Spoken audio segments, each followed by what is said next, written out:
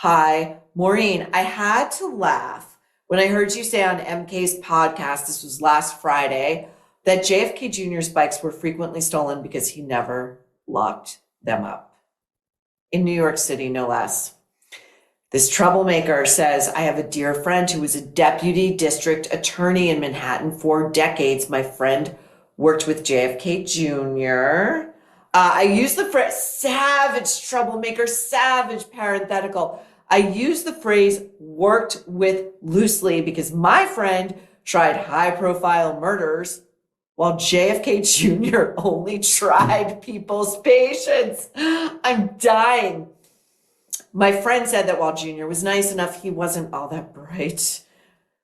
Well established here at the Nerve. In fact, my friend mentioned that Jr. would lock his bike chain around his waist when not in use, which became a problem because Jr. would frequently lose the key to the chain, such that he was once late for work because he had to call a locksmith to his apartment to unlock the chain from his waist. You know, not for nothing, but when you buy locks like that, those old school locks, they usually come in sets of 2. So you could put one somewhere for safekeeping in such an event. But what am I talking about? It's JFK Jr. Okay, this is a troublemaker. I'm going to call you Troublemaker L, longtime watcher, first-time commenter, trying to watch Love Story, but I cannot get through it even as a hate watch. And to my complaint, I believe last week, that one of the things I hate the most in film or television are music cues that are completely literal and are meant to hammer home the point of any given scene or tell us what to think.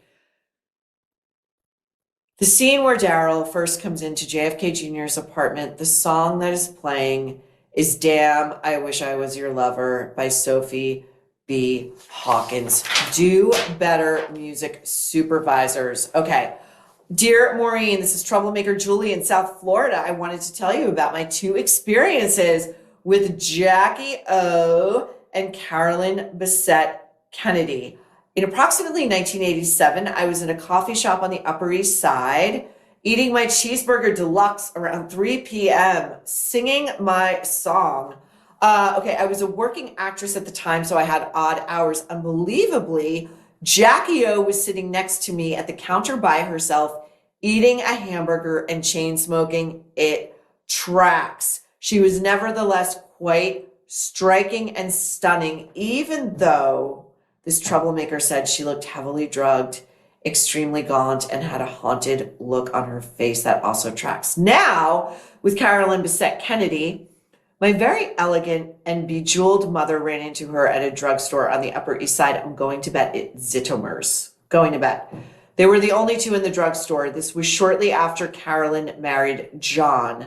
My mother, being very outgoing and warm, told her how beautiful she thought she was and how happy she was for her. This troublemaker's report, Carolyn just simply glared at her. My mother was shocked and hurt at how rude a response that was.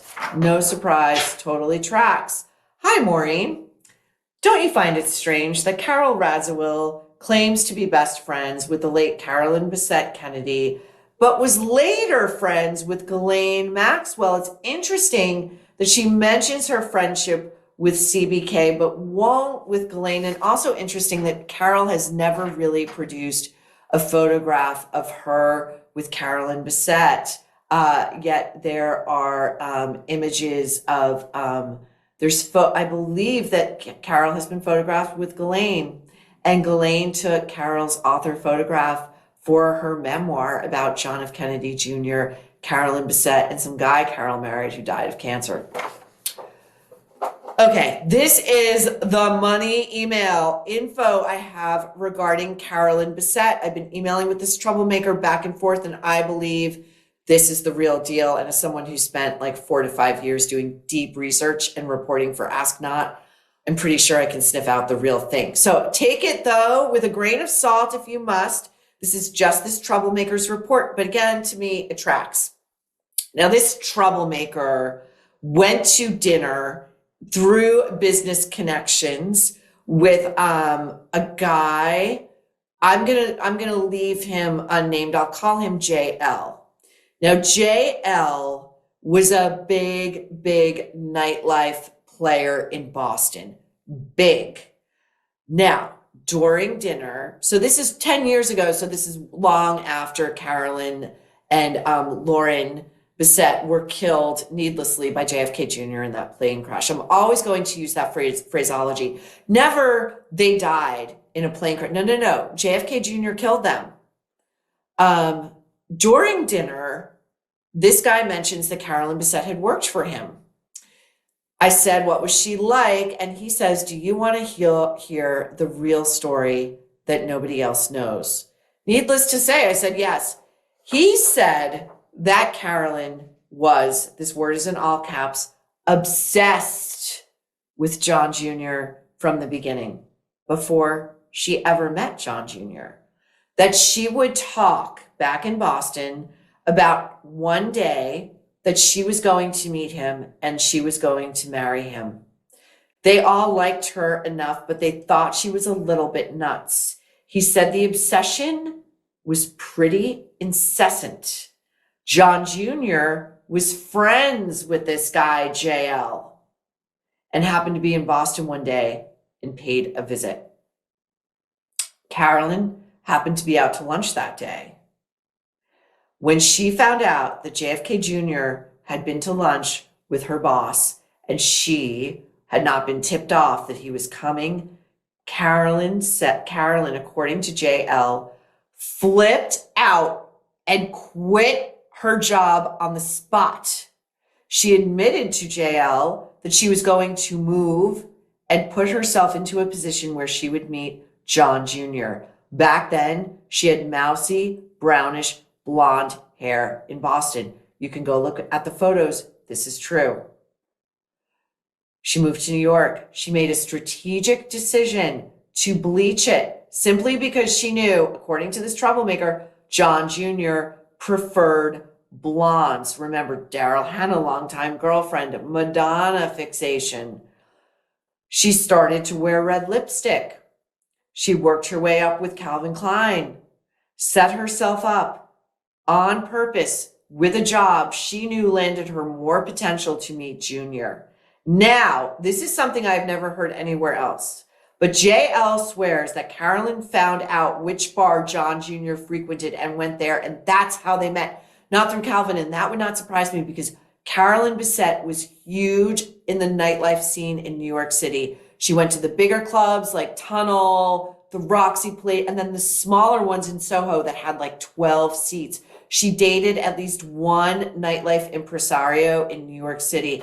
And trust me, I've got Michael Bergen's book here, the guy who she treated like shit in order, like it all tracks. Okay. So much for this fantasy, this fairy tale that Ryan Murphy's spinning. We're about to get into episode 5 this week. Okay. The miniseries, this troublemaker goes on, makes it look like Carolyn rejected John a lot because of her uncomfortability with his status. Not so. I write about this in Ask Not. It was a massive ploy and it paid off. John Jr. noticed her, flirted, asked for her number. She rejected, knowing he wouldn't be able to stand it, of course. She knew it would hook him because he was rarely, if ever, rejected. Also, when it took her a month to say yes on deciding to marriage, that was also a calculated strategy. Listen, there are still water bearers out there, especially those who remain enamored of John Jr. to this day, who will insist that Carolyn was really agonizing. She really did. Trust me. It was all a game. She was playing chess, okay? She was playing chess with a guy who could only ever really play checkers. He wasn't bright enough for chess. She pretended to hate being in the public eye, but actually loved it. Of course she did. You don't marry a JFK Jr. if you don't like everything that comes with it, because the guy loved being famous. JL went to their wedding and had maintained a friendship with Carolyn after she left his employ. She admitted all of this to him and confided in him. She did do drugs. She did have issues, but what stands out and is not really known is the calculated way in which she went after John Jr. None of it was an accident. It wasn't an accident. You don't break into circles like that without climbing your way in there.